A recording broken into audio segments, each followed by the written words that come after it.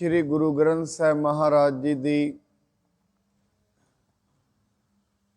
पावन पवित्र हजूरी अंदर सुभाईमान सतसंगी जनों,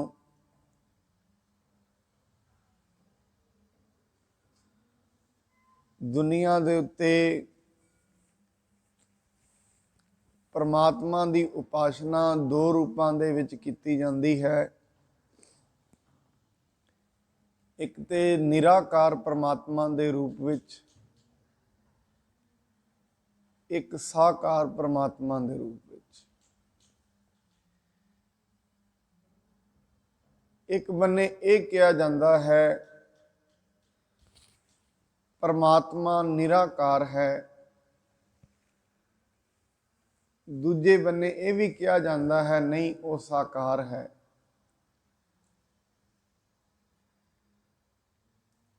महाराज अज दी इस पंक्ति दे विच, इस पौड़ी विच ये जिहड़ा प्रश्न है इसनूं हल करते हुए और सर्व शक्ति के रूप में जिहड़ा परमात्मा सारी दुनिया विच फैलिया होया है, उस परमात्मा की शक्ति नूं बयान होए करते हुए कहिंदे ने किव कर आखां किव सा लाही, क्यों वरनी किव जाना, नानक आखण सब को आखै एक दू एक सियाणा। इत्थे महाराज ये कहिंदे ने किवें उस नूं आखां, किवें उस दी सिफत सलाह करां, किवें उस दा वर्णन करां ते किवें उस नूं जाणिया जा सकदा है। बड़े सियाणे लोग, वड्डे वड्डे लोग जिन्हां कोल बुद्धि दे भंडार ने, अपनी मत के अनुसार उस नूं जाणदे ने। दृष्टमान रूप दे विच सारे समाज विच, संसार विच उस नूं वेखदे ने, जिन्हां दे अंदरों द्वैत भाव खत्म हो जाता है। किव कर आखां किव सा लाही, क्यों वरनी किव जाना, नानक आखण सब को आखै एक दू एक सियाणा। वड्डा साहिब वड्डी नाई, कीता जाका होवे। असल च वो परमात्मा वड्डा है, उस दे विच ही सारी दुनिया चल रही है। उस तो बाहर कोई भी जर्रा उस तो बाहर काम नहीं कर सकता। जितने भी जीव तुसी दुनिया ते चलते हुए वहिंदे हाँ,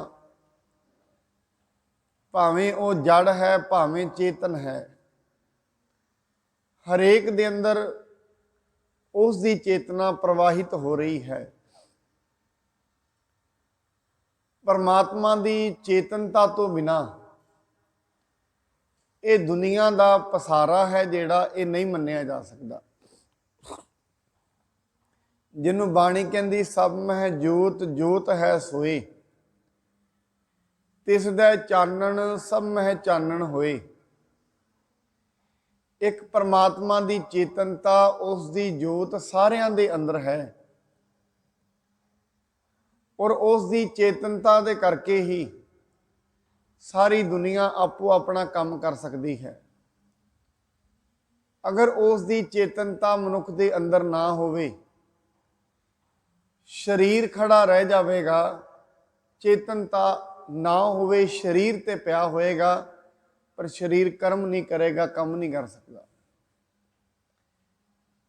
और एक होर भी गल ये है, परमात्मा की सारियां दे विच जोत है तो जोत छोटी वड्डी नहीं है।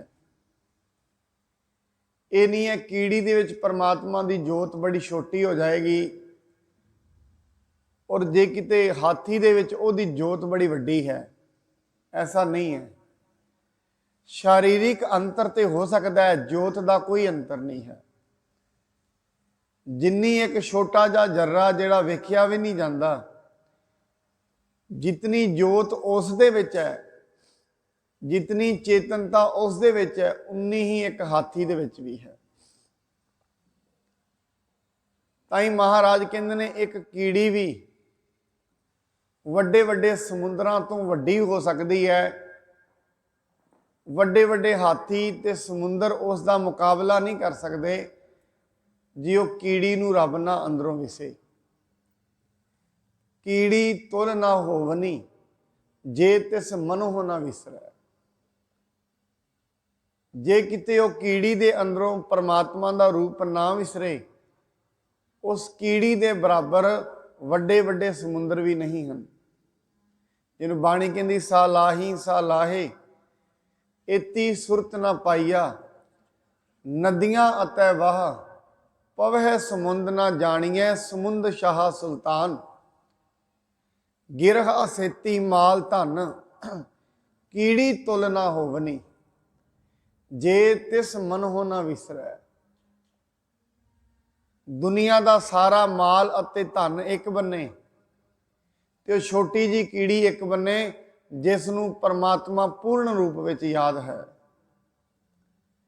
ਭਾਵ ਇੱਥੇ ਇਹ ਨਿਰਧਾਰਿਤ ਨਹੀਂ ਕੀਤਾ ਜਾ ਸਕਦਾ ਕੀੜੀ ਦੇ ਵਿੱਚ ਪਰਮਾਤਮਾ ਛੋਟਾ ਹੈ ਔਰ ਹਾਥੀ ਦੇ ਵਿੱਚ ਪਰਮਾਤਮਾ ਵੱਡਾ ਹੈ। ਕੀੜੀ ਤੇ ਹਾਥੀ ਦੋਵਾਂ ਦੇ ਵਿੱਚ ਪਰਮਾਤਮਾ ਇੱਕੋ ਸਰਾ ਹੀ ਹੈ, ਜੋਤ ਬਰਾਬਰ ਹੀ ਹੈ। ਸਭ ਮੈਂ ਜੋਤ ਜੋਤ ਹੈ ਸੋਏ। ਜੋਤ ਛੋਟੀ ਵੱਡੀ ਨਹੀਂ ਹੁੰਦੀ। ਇੱਕ ਗੱਲ ਹੋਰ ਵੀ ਆਪ ਜੀ ਨੂੰ ਇੱਥੇ ਸਮਝਣ ਦੀ ਲੋੜ ਹੈ।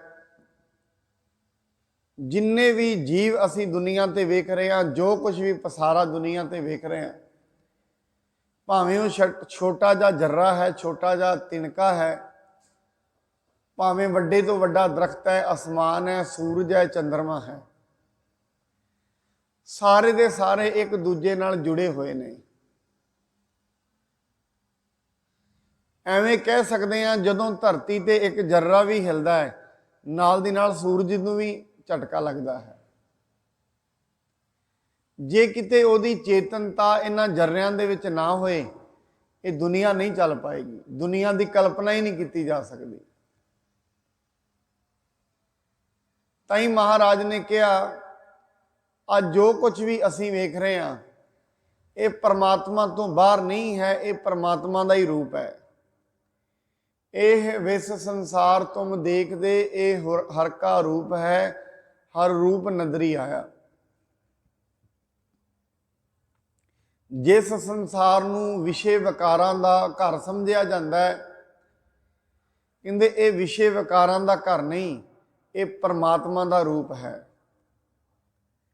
ਪਰ ਕਿਸੇ ਨੂੰ ਇਹ ਪਰਮਾਤਮਾ ਦਾ ਰੂਪ ਉਦੋਂ ਲੱਗਦਾ ਹੈ ਜਦੋਂ ਮਨੁੱਖ ਆਪਣੇ ਮਨ ਤੋਂ ਮੁਕਤ ਹੋ ਜਾਂਦਾ ਹੈ,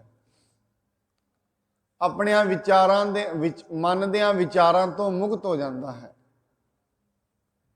ਜਦੋਂ ਤਾਈਂ ਅਗਿਆਨ ਅੰਦਰ ਬਣਿਆ ਰਹਿੰਦਾ ਹੈ, ਉਦੋਂ ਤਾਈਂ ਮੇਰਾ ਮੇਰਾ ਲੱਗਦਾ ਰਹਿੰਦਾ ਹੈ, ਭਰਾ ਦਾ ਲੱਗਦਾ ਰਹਿੰਦਾ ਹੈ। ਕੋਈ ਚੀਜ਼ ਕਿਸੇ ਦੀ ਲੱਗਦੀ ਰਹਿੰਦੀ ਹੈ, ਕੋਈ ਕਿਸੇ ਦੀ ਲੱਗਦੀ ਹੈ। ਉਦੋਂ ਤਾਈਂ ਮਨੁੱਖ ਦੁਨੀਆ ਦੇ ਹਰੇਕ ਪਦਾਰਥ ਨੂੰ ਮਨੁੱਖਾਂ ਦੇ ਨਾਲ ਜੋੜਦਾ ਹੈ ਔਰ ਕਹਿੰਦਾ ਰਹਿੰਦਾ ਹੈ ਇਹ ਉਸ ਦੀ ਹੈ, ਇਹ ਜ਼ਮੀਨ ਉਸ ਦੀ ਹੈ, ਇਹ ਫਲਾਣੇ ਦਾ ਘਰ ਹੈ। ਪਰ ਕਹਿੰਦੇ ਜਦੋਂ ਮਨੁੱਖ ਸੰਪੂਰਨ ਰੂਪ ਵਿੱਚ ਪਰਮਾਤਮਾ ਨਾਲ ਜੁੜ ਜਾਂਦਾ ਹੈ, ਉਦੋਂ ਉਹ ਇਹ ਕਹਿ ਦਿੰਦਾ ਹੈ ਇਹ ਕਿਸੇ ਦਾ ਨਹੀਂ ਹੈ, ਸਭ ਕੁਝ ਉਹਦਾ ਹੀ ਹੈ ਤੇ ਉਹ ਆਪ ਹੀ ਸਭ ਵਿੱਚ ਕੰਮ ਕਰ ਰਿਹਾ ਹੈ। ਪਰਮਾਤਮਾ ਨੂੰ ਕਰਤਾ ਪੁਰਖ ਕਿਹਾ ਗਿਆ ਹੈ। ਕਰਤਾ ਪੁਰਖ ਦਾ ਮਤਲਬ ਇਹ ਨਹੀਂ, ਪੁਰਖ ਦਾ ਮਤਲਬ ਕੋਈ ਪੁਰਸ਼ ਨਹੀਂ ਹੈ। ਜਿਵੇਂ ਕੁਮਹਾਰ ਇੱਕ ਘੜੇ ਨੂੰ ਬਣਾਉਂਦਾ ਹੈ, ਕੁਮਹਾਰ ਆਪਣੇ ਘਰ ਬੈਠਾ ਰਹਿੰਦਾ ਹੈ, ਘੜਾ ਜਿਹੜਾ ਹੁੰਦਾ ਹੈ ਉਹ ਦੂਜੇ ਦੇ ਘਰ ਚਲਾ ਜਾਂਦਾ ਹੈ, ਪਾਣੀ ਦੀ ਸੇਵਾ ਕਰਦਾ ਹੈ। ਹੁਣ ਦੋਵਾਂ ਦਾ ਜਿਹੜਾ ਮੇਲ ਹੈ ਉਹ ਵੱਖੋ ਵੱਖਰਾ ਹੈ। ਕੁਮਹਾਰ ਜਿਹੜਾ ਘੜੇ ਦੇ ਵਿੱਚ ਨਹੀਂ ਰਹਿ ਸਕਦਾ, ਘੜਾ ਤੇ ਦੂਜੇ ਘਰ ਚਲਾ ਗਿਆ। ਪਰ ਪ੍ਰਮਾਤਮਾ ਐਸਾ ਨਹੀਂ ਹੈ। ਉਸਨੇ ਜੀਵਾਂ ਨੂੰ ਜਨਮ ਦਿੱਤਾ ਤੇ ਜੀਵਾਂ ਦੇ ਵਿੱਚ ਹੀ ਹੈ, ਘੜੇ ਜਿਵੇਂ ਨਹੀਂ ਹੈ। ਉਹ ਕਰਤਾ ਐਸਾ ਨਹੀਂ ਹੈ, ਪੂਰੀ ਪੂਰੀ ਬਸੰਤਾ ਹਰ ਥਾਂ ਤੇ ਉਹ ਵਸਿਆ ਹੋਇਆ ਹੈ। ਪਰਮਾਤਮਾ ਦੀਆਂ ਦੋ ਰੂਪਾਂ ਦਾ ਜ਼ਿਕਰ ਦੁਨੀਆ ਤੇ ਕੀਤਾ ਜਾਂਦਾ ਹੈ। एक रूप है सरगुण, एक है निर्गुण। निर्गुण रूप कहते ने निराकार रूप, जिसका कोई आकार नहीं है। सरगुण रूप कहते ने माया के 3 गुण रजो तमो ते सतो। भाव ये जो कुछ भी असी पसारा वेख रहे हैं, ये सारा सरगुण रूप है जिहदे विच गुण होण। निर्गुण जिस दे विच गुण ना होण, भाव जिहड़ा दृष्टि गोचर ना होए, अगोचर होए, अखां तो दूर होए। ये जो सरगुण रूप आप जी नोट कर रहे हो, वेख रहे हो, ये रूप भी उस परमात्मा का ही रूप है। इत्थे भी हर थां ते वो पसरिया होया है, हर थां ते दृष्टिमान है। और इसका जिक्र इस तरीके नाल कीता जाता है, जो परमात्मा का जिक्र होए अक्सर मनुख नूं एक पुछ लिया जाता है परमात्मा किड्डा वड्डा है। फिर आम किताबां दे विच एक उदाहरण दिता जाता है।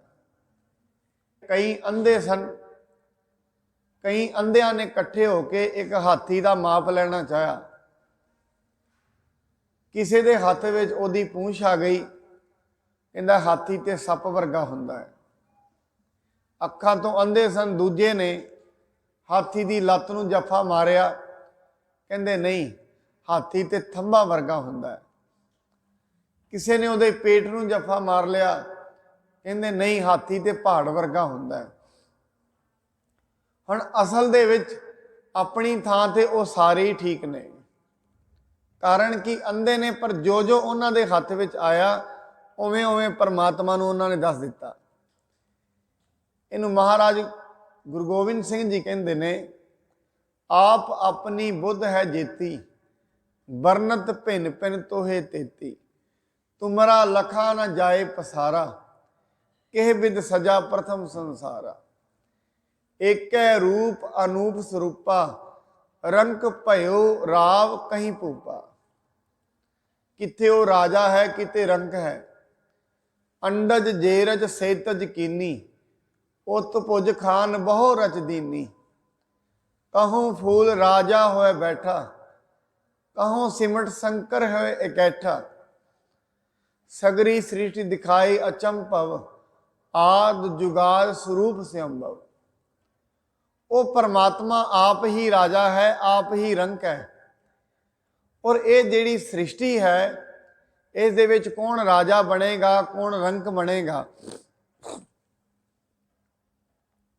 किसनों किवें चीज़ां मिलणगियां, कर्म की होण करनगे, किवें मनुख दा जिंदगी विच भला होएगा, ये सारियां चीज़ां का ज्ञान परमात्मा ने आप ही बनाया है। उस तो वखरा नहीं है कम। जिस दिन पहले दिन सृष्टि बनी है, उस दिन परमात्मा ने आप ही सोच विचार के ये दुनिया दे विच बनाया। मनुख किन्ने प्रकार दे होणगे, किहड़े किहड़े मनुख च किहड़े किहड़े गुण होण करनगे, किवें मैं उन्हां नूं जन्म दियां करांगा, किवें उन्हां दी पालना होए करेगी, किहदे विच किन्ना दिमाग होएगा, किस विच किन्ना दिमाग घट होया करेगा। ये सारियां चीज़ां दा पहला वर्क हुंदा है। जिवें भी असीं घर बनाउने आ, घर बनाउण तो पहला उसका नक्शा तैयार हुंदा है, फिर घर बनाया जाता है। महाराज कहते भावें परमात्मा ने ये सृष्टि बनाई, पर यह नहीं उन्होंने सोचण ते विचारण में टाइम लग्या, क्योंकि वो तो बहुत अगम बुद्धि का मालक है। जो आप ही परमेश्वर है, उसने सारी सृष्टि का रूपरेखा बनाई। किवें किवें मनुख संगत विच आया करनगे, किवें किवें भला होएगा। आप जी इत्थे बैठे हो, सब कुछ पहला ही निर्धारित किया गया है। किने सतसंगत च कदों आना है, किने घर रहना है, किहड़े कर्मां का नतीजा होएगा मनुख संगत विच आया करेगा, किहड़े कर्मां का नतीजा होएगा उन्हें धन प्राप्त होएगा। ये किन्ना कुछ उन्हें बड़ा डूंगा बनाया है। इस करके जिन्ने भी ऋषि मुनि आए ने, गुरु साहिबान ने एक ही गल कही है, हे मनुख तू उहदा पार ते नहीं पा सकदा, उहदे अगे तू समर्पण कर दिया कर। उसका पार पाउणा ते तेरे वस विच नहीं। जे डूंगे तो डूंगा भी सोचेगा, कित्थों तई सोच लेगा। मैं कई बार सोचदा मनुख की जिंदगी में कई चीज़ां वापर जांदियां ने ते मनुख अक्सर ये सोच लेंदे ने जे मैं ये ना ही करदा या मैं उस थां ते ना ही जांदा शायद ऐसा नहीं सी होना। पर महाराज कहते ने किन्नियां थावां तो अपने आप को रोक लेंगा। तू इतनी बुद्धि का मालक नहीं बन सकता भी हरेक थावां तो अपने आप को रोक सके। अंत नूं जिस दिन मनुख दे इस दुनिया तो चलना है कोई ना कोई बहाना जरूर बनता है। फिर लोग अक्सर जे कोई हार्ट की बीमारी नाल चला गया लोग अक्सर कहते तुसीं कदे टेस्ट नहीं सी कराया। असल दे विच किन्ना क मनुख ध्यान देगा, कित्थों कित्थों ताईं ध्यान देगा कि उसका पार पा सकता है? नहीं पा सकता। इतना दिमाग नहीं है दे कोल भी उसका पार पा सके। पर मैनू याद आउंदी है एक पंडित एक फकीर, एक विद्वान ते एक फकीर। फकीर परमात्मा अगे अरदास कर रहा सी, शब्द ठीक नहीं सी बोल रहा। वो जिहड़ा नाल विद्वान है वो उन्होंने कहता है नाल पंडित फकीर नूं कहते तेरी अरदास पहुँच जाएगी, तेन तो बोलना भी नहीं आता है। फकीर कह रहा सी परमात्मा मैनू होर ते कुछ पता नहीं, मैं दुनिया ते की कर सकता हाँ, की मेरे वास्ते चंगा है।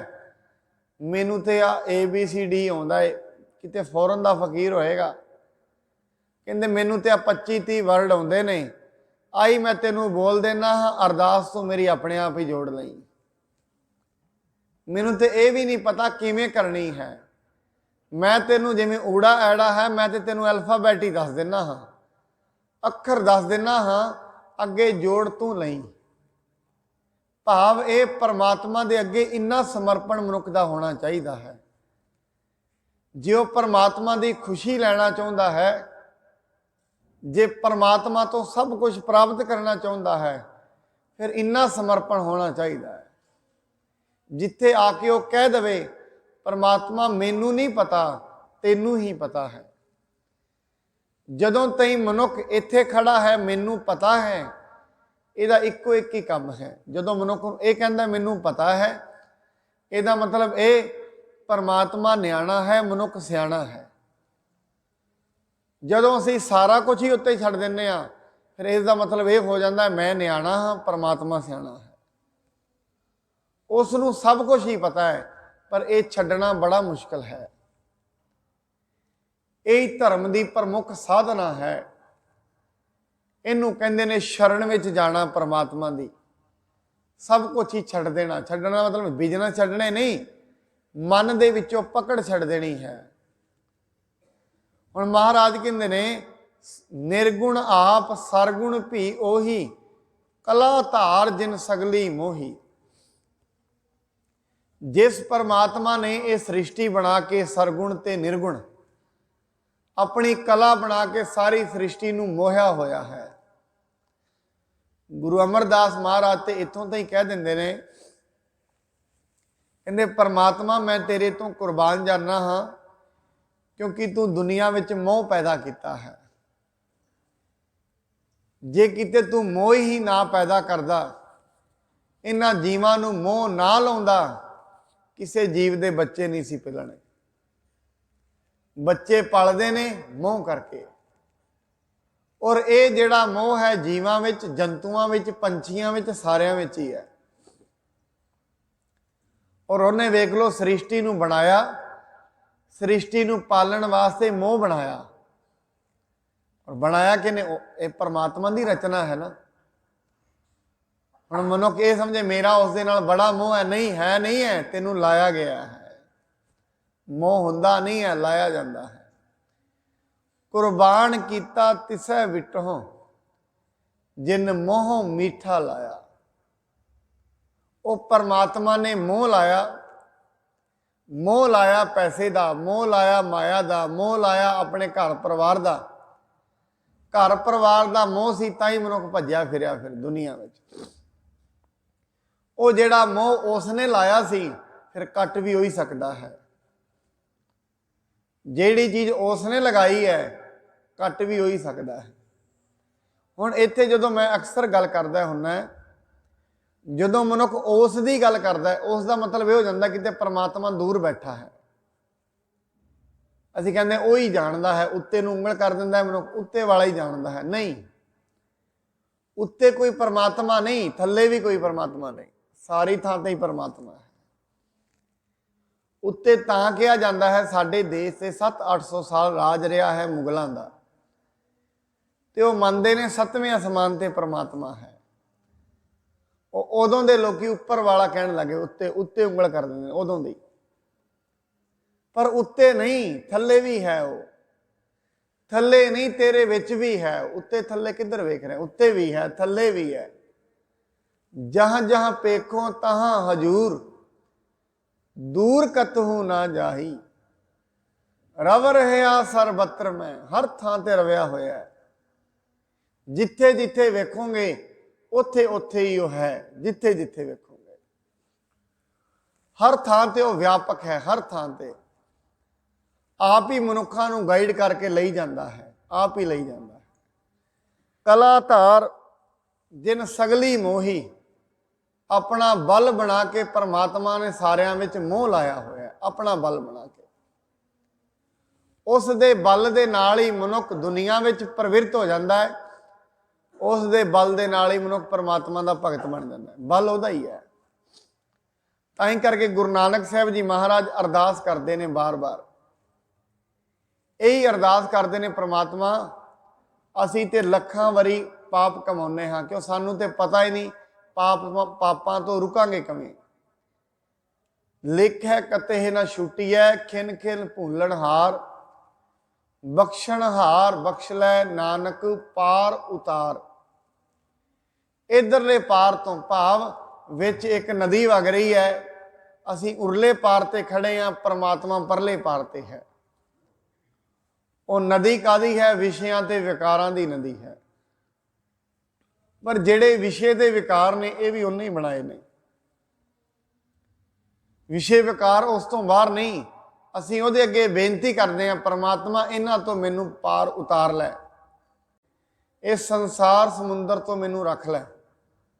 ਜਿਹਨੂੰ ਬਾਣੀ ਕਹਿੰਦੀ ਤਿਤ ਸਰਵਰੜੈ ਭਈਲੇ ਨਿਵਾਸਾ, ਪਾਣੀ ਪਾਵਕ ਤਿਨ ਹੈ ਕੀਆ। ਉਸਨੇ ਬਣਾਇਆ ਕੀ? ਕਹਿੰਦੇ ਜਿਵੇਂ ਸਮੁੰਦਰ ਦੇ ਵਿੱਚ ਪਾਣੀ ਹੁੰਦਾ ਹੈ ਨਾ, ਇਸ ਦੁਨੀਆ ਦੇ ਵਿੱਚ ਇਹ ਵੀ ਇੱਕ ਸਮੁੰਦਰ ਹੈ, ਭਵ ਸਾਗਰ ਹੈ, ਪਰ ਇੱਥੇ ਪਾਣੀ ਨਹੀਂ ਹੈ। ਪਾਣੀ ਪਾਵਕ ਅੱਗ, ਔਰ ਅੱਗ ਕਾਦੀ? ਤ੍ਰਿਸ਼ਨਾ ਦੀ।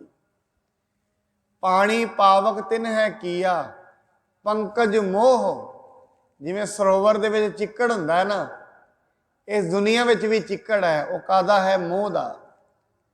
ਮੋਹ ਦੇ ਵਿੱਚ ਫਸਿਆ ਹੋਇਆ ਫਿਰ ਮਨੁੱਖ ਇੱਕ ਵੀ ਕਦਮ ਅੱਗੇ ਨਹੀਂ ਚੱਲ ਸਕਦਾ। ਜਿਵੇਂ ਚਿੱਕੜ ਦਲਦਲ ਦੇ ਵਿੱਚ ਪੈਰ ਫਸ ਜਾਣ, ਜਿੰਨਾ ਹਿੱਲੇਗਾ ਥੱਲੇ ਹੀ ਜਾਂਦੇ ਜਾਣਗੇ। ਪੰਕਜ ਮੋਹ ਪਗ ਨਹੀਂ ਚਾਲੈ, ਹਮ ਦੇਖਾਂ ਤਾਂ ਡੂਬੀ ਹਲੇ। ਮਨ ਏਕ ਨਾ ਚੇਤਸ ਮੂੜ ਮਨਾ, ਹਰ ਬਿਸਰਤ ਤੇਰੇ ਗੁਣ ਗਲਿਆ। ਜਿਵੇਂ ਸਰੋਵਰ ਦੇ ਵਿੱਚ ਚਿੱਕੜ ਹੁੰਦਾ ਹੈ, ਪੈਰ ਫਸ ਜਾਣ ਇੱਕ ਕਦਮ ਵੀ ਅੱਗੇ ਨਹੀਂ ਚੱਲਿਆ ਜਾਂਦਾ।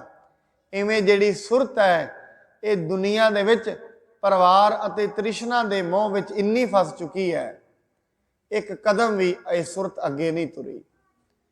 ਸੁਰਤ ਦੇ ਵਿੱਚ ਅੱਜ ਤਾਈਂ ਕਦੇ ਸਮਝ ਹੀ ਨਹੀਂ ਆਇਆ ਗੁਰੂ ਕੀ ਕਹਿੰਦਾ ਹੈ, ਪਰਮਾਤਮਾ ਕਿੱਥੇ ਵਸਦਾ ਹੈ। ਇੰਨੀ ਗਹਿਰੀ ਤੌਰ ਤੇ ਅੰਦਰ ਯਾਦ ਨਹੀਂ ਰਹਿੰਦਾ। ਕਦੇ ਤੁਸੀਂ ਨੋਟ ਕਰਨਾ, ਸੁਰਤ ਦੇ ਵਿੱਚ ਸਮਝ ਦੇ ਵਿੱਚ ਉਹ ਚੀਜ਼ਾਂ ਬੜੀ ਛੇਤੀ ਆ ਜਾਂਦੀਆਂ ਨੇ ਜਿਹੜੀਆਂ ਮਨੁੱਖ ਦੇ ਮੈਚ ਦੀਆਂ ਹੁੰਦੀਆਂ ਨੇ, ਜਿੱਥੇ ਉਹਦੀ ਇੰਟਰਸਟ ਲੱਗਿਆ ਹੁੰਦਾ ਹੈ, ਜਿਸ ਦੇ ਉਸ ਦੀ ਰੁਚੀ ਲੱਗੀ ਹੁੰਦੀ ਹੈ।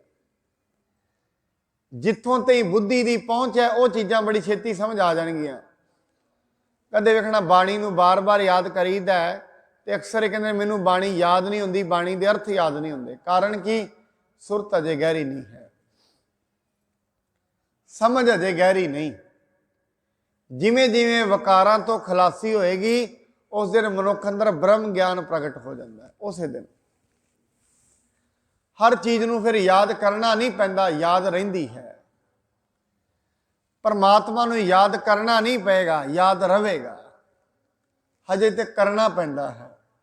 ਸ਼ੁਰੂ ਚ ਤੁਰੇ ਆ, ਯਾਦ ਕਰਨਾ ਪਏਗਾ। ਜਿਵੇਂ ਉਹ ਯਾਦ ਐਸੀ ਹੈ ਜਿਵੇਂ ਇਕਣੀ ਆਪਣੀ ਮਾਂ ਨੂੰ ਬੱਚੇ ਨੂੰ ਯਾਦ ਨਹੀਂ ਕਰਨਾ ਪੈਂਦਾ, ਬੱਚਾ ਯਾਦ ਰਹਿੰਦਾ ਹੈ, ਇਵੇਂ ਯਾਦ ਰੱਖਣਾ ਭਗਤ ਨੂੰ ਪਰਮੇਸ਼ਰ ਯਾਦ ਨਹੀਂ ਕਰਨਾ ਪਏਗਾ, ਪਰਮੇਸ਼ਰ ਯਾਦ ਰਹਿੰਦਾ ਹੈ।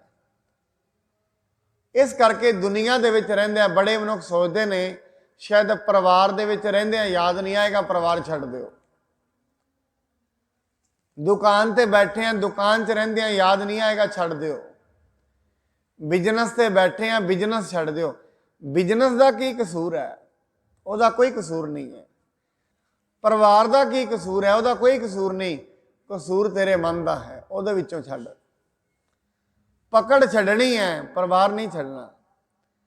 ਜੇ ਪਕੜ ਤਾਂ ਛੱਡੀ, ਪਰਿਵਾਰ ਛੱਡ ਦਿੱਤਾ, ਪਰਿਵਾਰ ਛੱਡ ਕੇ ਜੰਗਲ ਵਿੱਚ ਜਾਏਗਾ, ਚੇਲੇ ਮਿਲ ਜਾਣਗੇ, ਚੇਲਿਆਂ ਵਿੱਚ ਪਕੜ ਬਣ ਜਾਏਗੀ। ਕੋਈ ਜੀਵ ਜੰਤੂ ਸੋਹਣਾ ਵੇਖ ਜਾਏਗਾ, ਉਹਦੇ ਵਿੱਚ ਪਕੜ। ਅਸਲ 'ਚ ਪਕੜ ਨਹੀਂ ਖਤਮ ਹੋਈ, ਖਤਮ ਪਕੜ ਕਰਨੀ ਹੈ, ਪਰਿਵਾਰ ਨਹੀਂ ਛੱਡਣਾ, ਮਾਇਆ ਨਹੀਂ ਛੱਡਣੀ ਹੈ, ਇਹ ਛੱਡੀ ਜਾ ਹੀ ਨਹੀਂ ਸਕਦੀ।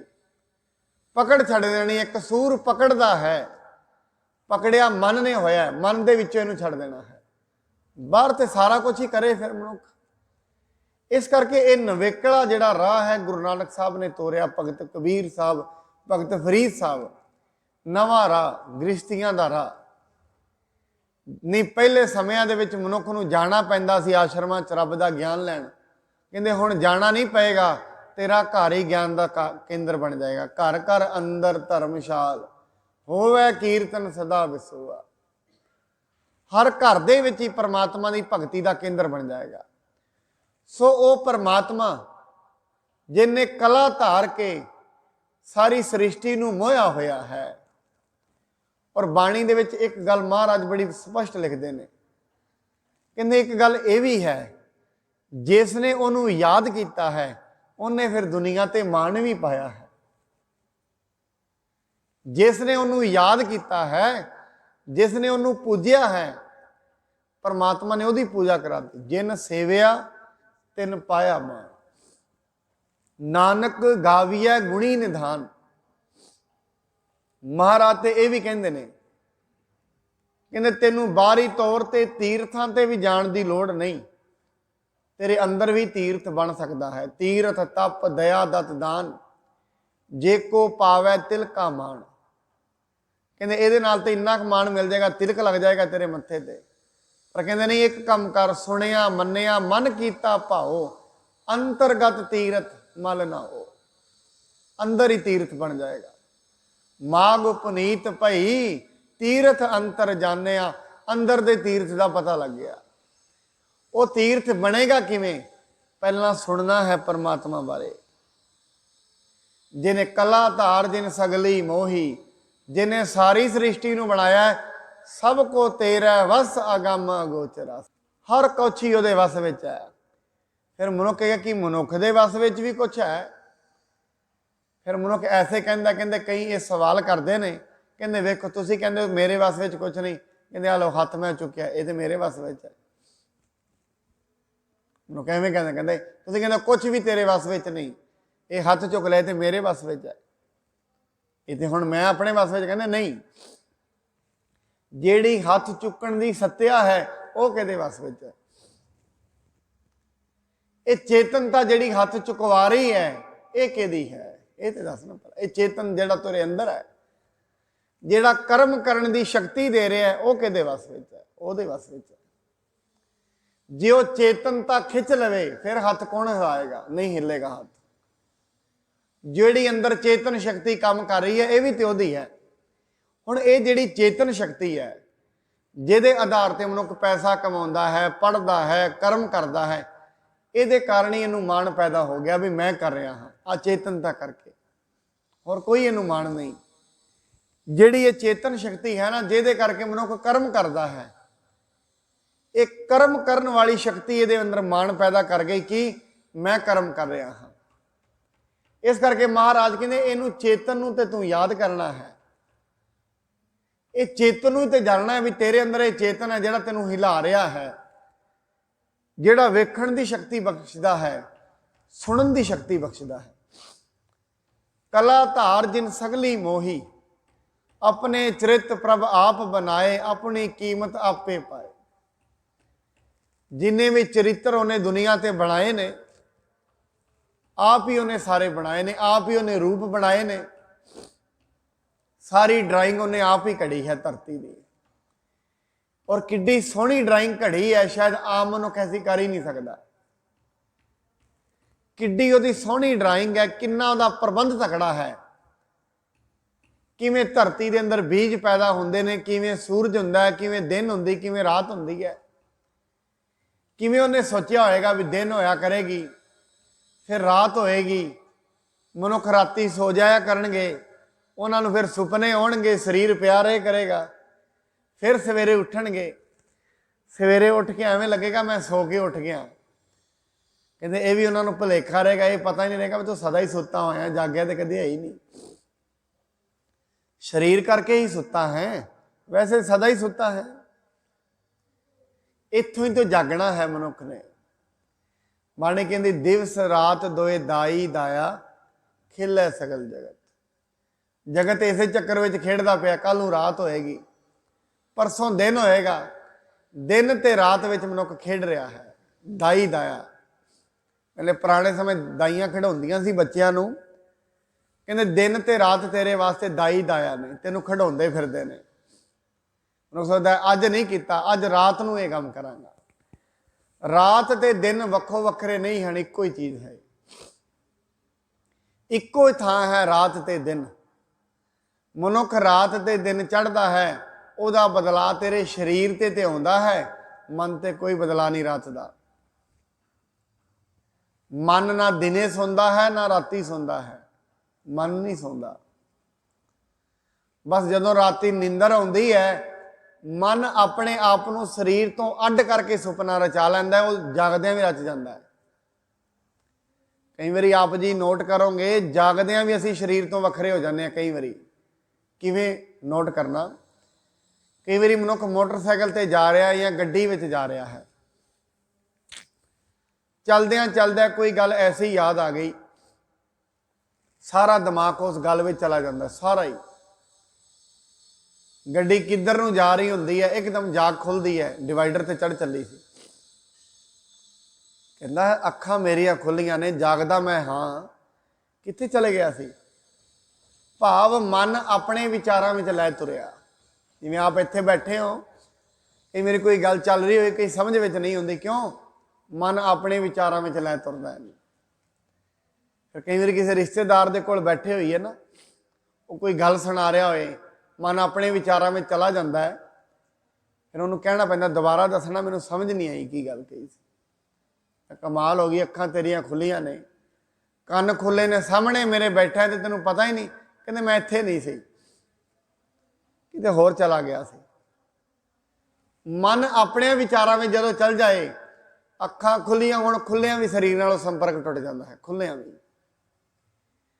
इस करके रात नूं जदों असीं सौंने आ, शरीर तो उत्थे ही पिया, लम्मा पिया, विश्राम की स्थिति में शरीर गया, मन ने सुपना रचाया, इन्ना गहरा चला गया सुपने में, शरीर नालों संपर्क ही तोड़ लिया।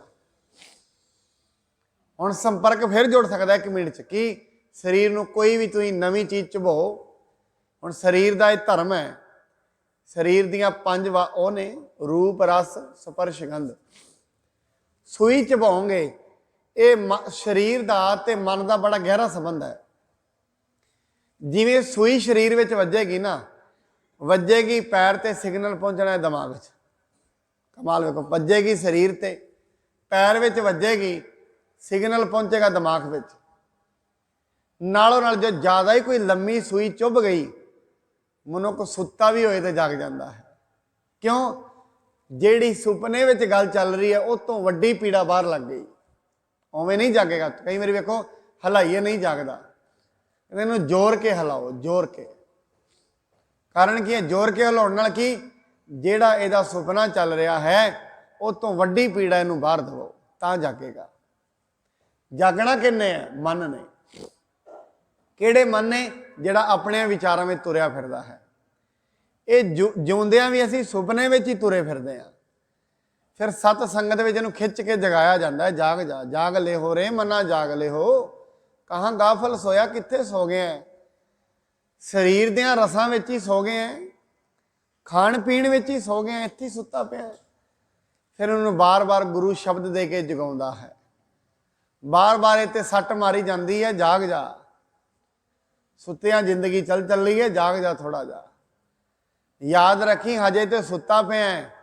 ਜਿਵੇਂ ਮਨੁੱਖ ਸੁੱਤਾ ਹੋਏ ਨਾ, ਸੁੱਤਿਆਂ ਕਿਤੇ ਅੱਗ ਲੱਗ ਜਾਏ, ਕੋਈ ਉਹਦਾ ਕੀਮਤੀ ਸਮਾਨ ਹੋਏ ਸੜ ਜਾਏ, ਜਦੋਂ ਜਾਗੇਗਾ ਪਤਾ ਕੀ ਕਹੇਗਾ, ਮੈਂ ਵੀ ਬੜਾ ਪਾਗਲ ਹਾਂ, ਜਾਗਿਆ ਕਿਉਂ ਨਹੀਂ, ਅੱਗ ਬਾਲਟੀ ਬੁਲਟੀ ਲੈ ਕੇ ਬੁਝਾਈ ਲੈਣੀ ਸੀ, ਜਾਗ ਹੀ ਲੈਂਦਾ।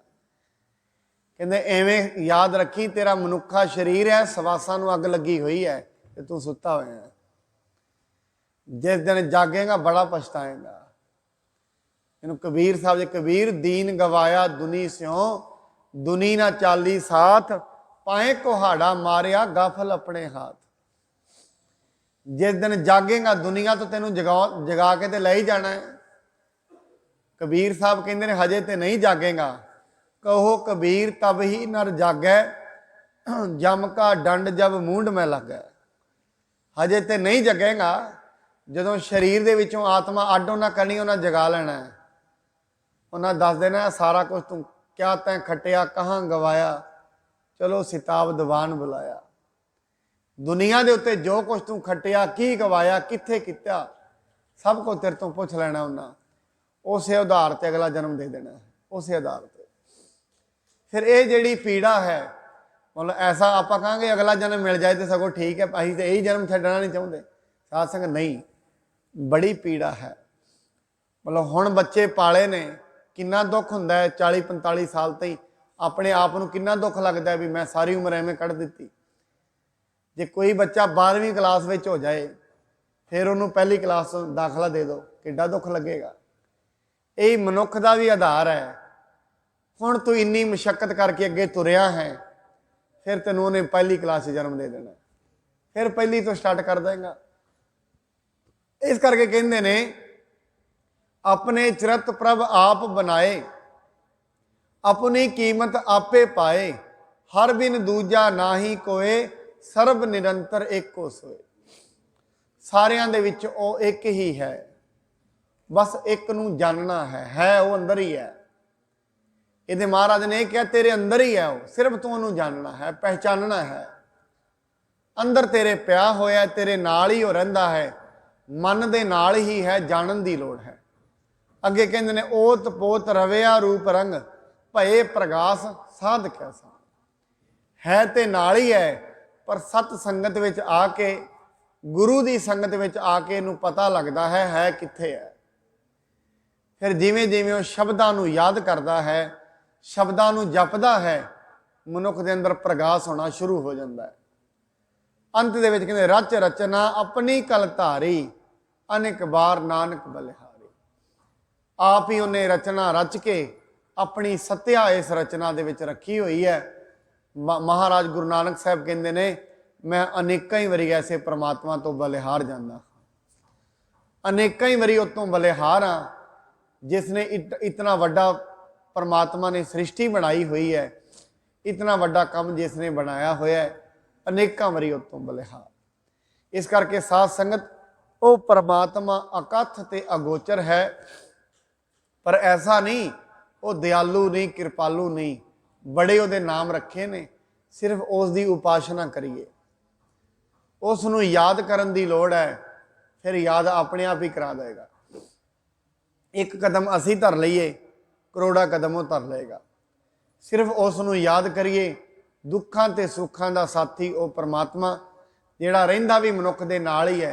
इस करके सतगुरु जी कहंदे ने उस परमात्मा नूं तू याद कर, जो तेरे नाल ही है, जो बेगाना नहीं अपना ही है, तेरे नाल है, उसनूं याद करेगा, सारियां दुखां नूं वो नाश कर सकदा है। क्यों? क्योंकि दुख ते सुख उहदे ही बनाए हुए ने, पाप ते पुन उसदे ही बनाए हुए ने।